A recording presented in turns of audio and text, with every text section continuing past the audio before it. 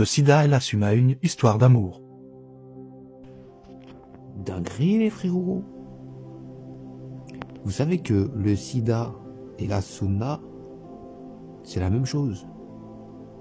Genre, y a pas de preuve. C'est une théorie, frérot. C'est une théorie. Il y a même le concerné. Tu vois le concerné, celui qui a dit j'ai trouvé ça. Le prophète du sida. Même lui, il a rien demandé, frère. Il a dit peut-être, il a même pas dit c'est sahih, il a pas dit c'est authentique. Moi j'ai fait des recherches, frérot. Je me suis dit c'est pas possible, ils peuvent pas barber l'humanité entière comme ça, balancer des camions de traitement, alors que les gens sont en bonne santé, c'est du fou. Frérot, va le monde, frérot. Nos impôts. Ah c'est vrai, je paye pas d'impôts, moi, mais vos impôts. Wesh, vos impôts. Ah, mais c'est une dinguerie en vérité, frérot. C'est un mec qui s'est levé un matin, il a dit j'ai une idée, j'ai une théorie. Mais je suis pas sûr. Ils ont dit ferme ta bouche, frérot, dis que t'es sûr. Va, on t'inquiète pas. Tous les médias, c'est à nous, choisis lequel. Ouais, frérot, j'ai entendu des médecins émérites, des chercheurs internationaux. Ils te disent dans le blanc des yeux, oh, mais c'est une foutaise commerciale et c'est pas scientifique. Mais comment ça, c'est pas scientifique? Mais ça rapporte 1 milliard d'euros par an, les traitements. Comment ça, c'est pas scientifique? Monsieur de Harven, vous êtes docteur en médecine et étiez professeur émérite d'anatomie pathologique à l'Université de Toronto au Canada. Vous avez consacré presque toute votre carrière à l'étude des rétrovirus au microscope électronique, qui est, donc Monsieur de Harven, ce virus, observé ou pas observé? Ce virus n'a jamais été observé directement en microscopie électronique dans le sang de patients dont on prétend qu'ils ont une charge virale élevée. Par des techniques moléculaires extrêmement intéressantes, on affirme pouvoir identifier dans le sang de ces malades des séquences d'acides nucléiques qui correspondent au génome des rétrovirus. Mais il n'y a aucune corrélation entre ces données-là et l'échec total de tous les efforts qui furent développés pour tenter de démontrer des particules de rétrovirus dans le sang de ces malades-là. Donc le virus n'a jamais été trouvé dans un corps de malade du sida? Il n'a jamais été observé en microscopie électronique dans le sang de malades dont on prétend qu'ils ont une charge virale élevée. Désormais, chaque fois qu'on fait face à un problème de santé, chaque fois qu'on fait face à une nouvelle information qui a trait à la santé, qu'on puisse se poser la question, d'où vient cette information? Cette histoire de sida est tombée comme du pain béni et a permis même d'augmenter les subventions. Par rapport au cancer, on a multiplié les subventions. On a senti comme une bonne odeur passer. Oh là là! Et si on pouvait transformer ça en maladie contagieuse? Et c'est comme ça que on fait le lien entre... On a fait un faux lien, un lien d'opportunité avec un virus. Voilà, on a dit tiens, ce serait pas mal un virus parce que c'est pas très visible, c'est tout petit, personne n'ira y voir. À qui ça profite cette information? Qui profite du fait que cette information continue d'être dissimulée dans la population? On a, semble-t-il, découvert ce qui semblerait être un virus. Je n'irai pas plus loin. Et l'année suivante, en 1984, Robert Gallo, en utilisant un échantillon provenant de l'Institut Pasteur, a lui-même fait une prétendue découverte de virus. Mais c'est pas Gallo qui a annoncé ça comme étant la responsabilité du sida. L'annonce a été faite officiellement dans une conférence de presse par Margaret Eckler, secrétaire d'État à la santé, et non pas par les scientifiques eux-mêmes. D'accord. Moi, j'ai un professeur de parasitologie qui nous a donné cours en première et en deuxième année, qui nous disait quelque chose de formidable, parce que lui, il a avoué en classe, il ne s'est même pas caché. Il nous disait que si aujourd'hui on découvre le vaccin contre le paludisme, mon travail s'arrête. On lui disait, mais prof, comment ça? Il dit, mais en fait, chaque année, le Cameroun reçoit des subventions pour faire des études sur le paludisme. pour faire des travaux scientifiques sur le paludisme. Ça veut dire que si aujourd'hui on a un vaccin qui nous dit que le paludisme est résolu, en fait ces subventions vont diminuer. C'est une déclaration officielle gouvernementale américaine qui a déclenché le phénomène en disant « Nous venons de découvrir le vecteur du sida ». C'est la plus grande imposture du siècle. En termes de crimes contre l'humanité, ça vient en deuxième après les vaccins. Il faut dire qu'elle avait annoncé que ce virus est probablement la cause du sida. Mais le lendemain, les médias du monde entier ont oublié un seul mot, le mot probablement. Et c'est passé de la probabilité à la certitude en 24 heures. Ce qui a changé beaucoup de choses, on peut le voir aujourd'hui.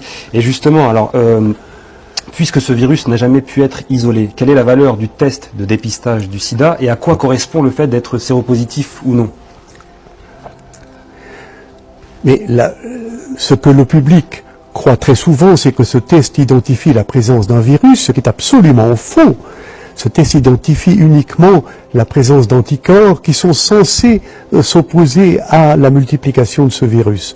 Et en aucune manière, la spécificité de ces anticorps n'a pu être démontrée.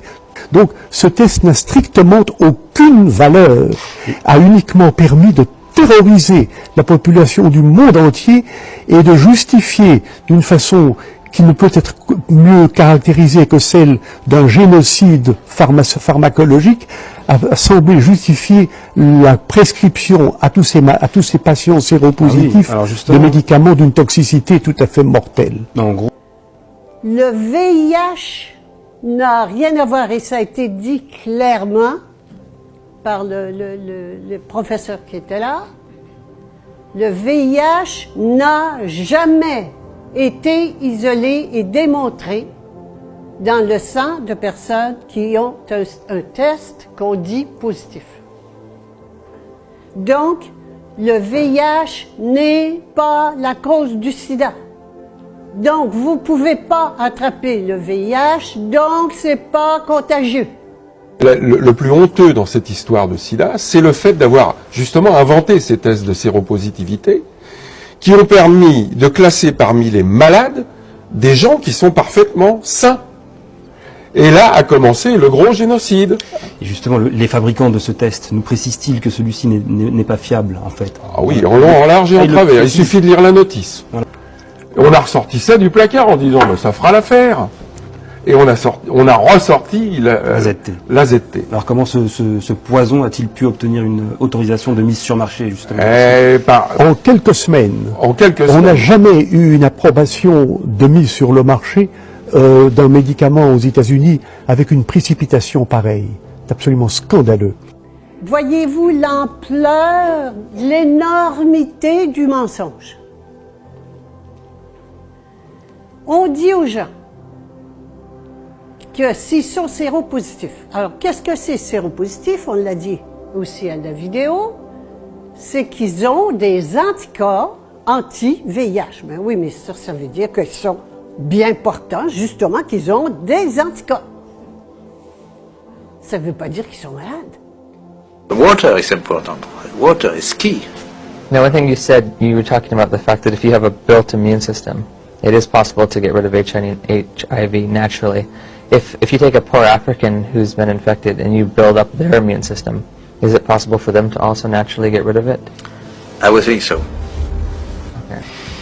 Messieurs, cette vidéo a de quoi donner des frissons dans le dos. Le co-découvreur du VIH, prix Nobel, nous indique en gros que l'on pourrait guérir du sida en dormant mieux ou en se préparant des repas un peu plus coquets. Je dirais que le professeur Montagnier avait déjà très souvent, comment dirais-je, secoué l'opinion par des affirmations qui étaient surprenantes. Par exemple, l'existence de cofacteurs. Il dit oui, le VIH c'est peut-être important, mais il y avait aussi des cofacteurs. Et il n'a cessé de parler de cela.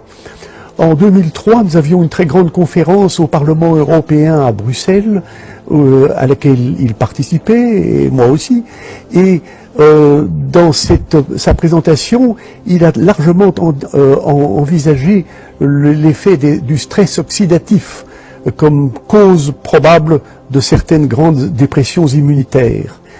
ça n'avait plus grand-chose à voir avec le VIH. Donc, nous avions déjà une certaine préparation à entendre le professeur Montagnier exprimer des opinions qui ne sont pas d'une rigidité absolue comme de la part de tant d'autres, Gallo et tout ça, et tout son groupe. Très bien. Si vous voulez. Mais la propagande, la publicité, puis il y a une chose qui est contagieuse, hein, c'est la contagion médiatique. On fait croire aux gens des choses, l'argent contrôle complètement les médias et font passer ce qu'ils veulent. Et donc, on a fait croire aux gens, c'est un mythe, que séropositif égale mort, tu vas mourir. Ce n'est pas pour être choquant que je dis cela, mais mon analyse serait de dire qu'il n'y a pas d'épidémie de sida en Afrique. Il y a d'immenses problèmes de santé publique auxquels on attache l'étiquette de sida, probablement pour satisfaire la voracité des compagnies pharmaceutiques qui cherchent à ouvrir des nouveaux marchés, mais en fait, il n'y a pas de vrai sida en Afrique. Je sais que c'est extrêmement choquant d'entendre cela, mais ça tourne essentiellement autour des problèmes d'hygiène publique, de malnutrition et des grandes maladies tropicales bien connues. On ne meurt pas du sida, c'est pas vrai. Ça, c'est un syndrome. Il n'y a pas de maladie qui s'appelle sida.